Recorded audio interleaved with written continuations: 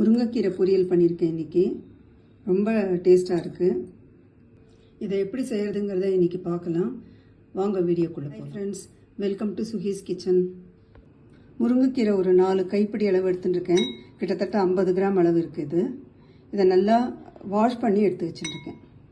அதில் இருக்கிற காம்பு தண்டு இதெல்லாம் எடுத்துட்டு வெறும் இலையை மாத்திரம் எடுத்து வச்சுக்கணும்.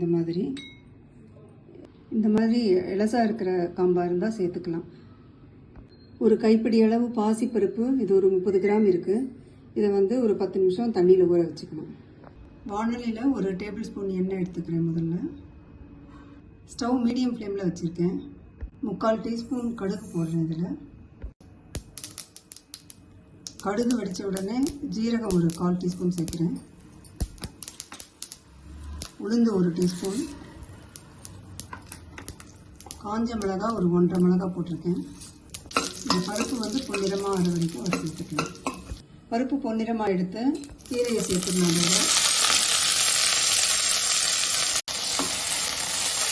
நல்லா குழம்பு வைக்கணும்.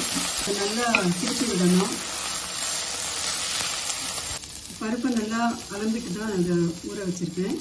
அந்த தண்ணியோட இதில் இப்போ சேர்க்கணும். இது ஒரு 100 மில்லிலிட்டர் தான் இருக்கும் தண்ணி. இப்போது தட்டு வச்சு மூடிடலாம். இதை ஒரு 5 நிமிஷம் வேக வைக்கணும். அடுப்பை சிம்லேயே வச்சு தான் வேக வைக்கணும். 5 நிமிஷம் ஆகிடுச்சு.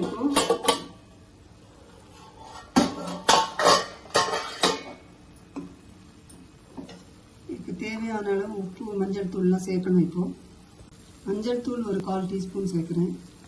உப்பு 1/2 டீஸ்பூனுக்கும் குறைச்சலாக தான் போடுறேன். ரொம்ப உப்பு இழுக்காது.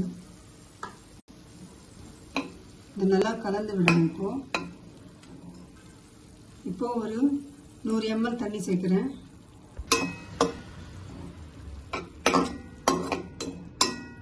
இப்போ இதை மூடி வச்சுட்டு ஒரு 10 நிமிஷம் வேக வைக்கணும். சிம்லையே தான் வைக்கணும் அடுப்பு. நடுவில் ஒரு தடவை தண்ணி இருக்கான்னு செக் பண்ணிக்கணும். தண்ணி இல்லைன்னா தண்ணி தெளித்து வேக விடணும். கீரை பருப்பு எல்லாமே நல்லா சாஃப்டாக வெந்துடுத்து. இப்போ 2 டேபிள் ஸ்பூன் தேங்காய் துருவல் இதோடு சேர்த்து நல்லா கலந்து விடணும்.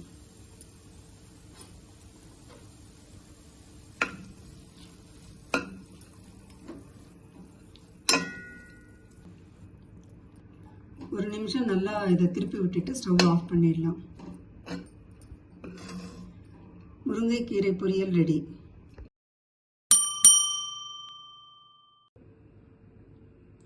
முருங்கைக்கீரை பொரியல் ரொம்ப சூப்பராக வந்திருக்கு.